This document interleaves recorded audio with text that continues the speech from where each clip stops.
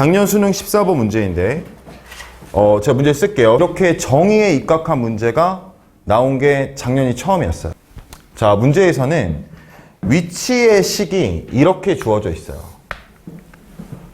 그래프를 판단할 때 5가지 순서가 있습니다. 여러분, 절대 극점 변이라고 합니다.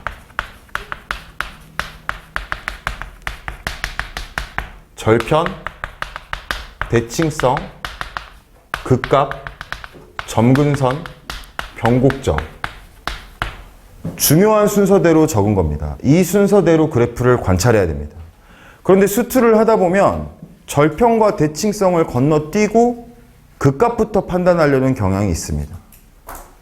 그랬을 때 치명타가 오는 문제들이 킬러 문제에 있을 수 있어요. 준킬러. 그래서 여러분들이 항상 그래프를 보거나 함수식을 볼 때는 절편부터 먼저 체크를 해야 됩니다. 습관적으로 미분부터 하는 게 아니라 습관적으로 VT부터 구할 게 아닙니다. 자, 그러면 얘는 지금 절편이 t는 0과 t는 1과 t는 마이너스 a분의 b에서 절편을 갖는다는 걸 알 수 있어요. 자, 그러면 확실한 건 있는 거죠. 그게 뭐냐면 t가 0일 때와 t가 1일 때는 원점에 위치한다는 겁니다. 이 점에 의해서는. 그럼 생각을 할 때 3가지 점이 있는데 원점에 위치할 수 있는 가능한 시간이 0, 1, 마이너스 a분의 b인데 이 마이너스 a분의 b는 시간이 만약에 마이너스로 나온다면 존재하지 않기 때문에 있을 수도 있고 없을 수도 있는 거죠.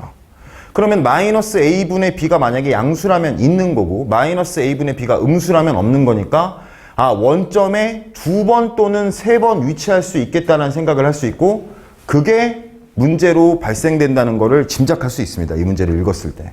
자, 그랬을 때 이 여기 이 문제에 제시된 거에 절대값 VT는 이걸 미분해서 여기다가 대입해가지고 계산하라는 게 아니라 0부터 1까지 이동한 거리를 말합니다.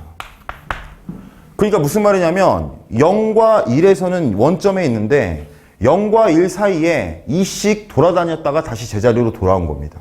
여러분들이 그렇게 정보가 입력돼야 되고요.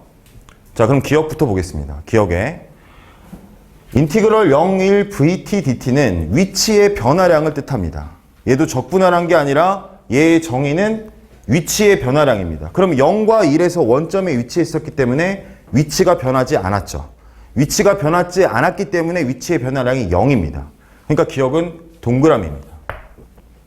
니은 위치가 음수든 양수든 1보다 더 멀리 갈 수 있냐라고 물어봤어요. 여러분, 제가 아까 말씀드렸지만 0일 때 원점이고 1일 때 원점인데 돌아다닌 거리가 2예요. 다시 돌아와야 됩니다. 여기로. 뭐죠? 집 나갔다 돌아온 것처럼 다시 돌아와야 돼요. 근데 다시 돌아올 때까지 2만 움직일 수 있대요. 근데 제가 만약에 오른쪽으로 이렇게 움직였을 때 1보다 더 멀리 간다면 그럼 당연히 1보다 더 멀리 간다면 돌아오려면 또 1보다 더 먼 거리로 와야 됩니다. 그러니까 당연히 2보다 커질 수밖에 없어요. 그런데 지금 문제에서는 딱 이만큼 움직였다고 했으니까 절대 2를 벗어날 수는 없는 거죠. 얘는 지금 여기까지만 움직여야 다시 돌아온 거리가 2가 되겠죠. 그러니까 이 니은은 틀렸다는 걸 알 수 있습니다. 자, 디귿. t가 0과 1 사이일 때 만약에 얘랑 배치되는 게 나오는 거죠. 기억, 니은, 디귿의 요즘의 흐름입니다. 니은과 디귿이 배치되는 흐름이 나와서 니은과 디귿이 반대인 경우예요, 지금. 그러면은 이때는 위치가 1보다 클 때가 있었지만 절대값이 이때는 위치의 절대값이 1보다 작대요. 그럼 무슨 말이냐면 오른쪽이든 왼쪽이든 마이너스 1과 2를 안 찍었다는 거예요. 근데 이만큼 움직여야 돼요. 그럼 제가 만약에 오른쪽으로 2분의 1만큼 움직였다면 2분의 1 갔다가 다시 여기로 돌아왔어요. 그러면 몇 만큼 움직인 거죠? 1만큼밖에 안 움직인 거예요. 그러니까 이 사이에 이 위치의 절대값이 1보다 작다면 반드시 이 마이너스 a분의 b가 양수가 돼서 0과 1 사이의 원점을 적어도 한번 지나는 게 아니라 닿을 수 있다는 걸 알 수 있습니다. 그래서 여러분 이 디귿은 맞다는 걸 알 수 있어요. 그러면 이게 14번 문제였는데 한 번의 계산도 없이 풀 수 있는 새로운 유형의 문제였다. 왜냐하면 정의가 똑바로 돼 있다면. 근데 이 말은 무슨 말이냐면 반대로 해석하면 얘를 여기다가 넣어서 푸는 학생들은 절대로 못 푸는 문제였다는 겁니다. 그런데 여러분 많은 학생들이 얘를 미분했고 보자마자 그 다음에 얘를 여기다 넣었기 때문에 미지수가 두 개인데 식이 하나인 식을 풀 수가 없죠.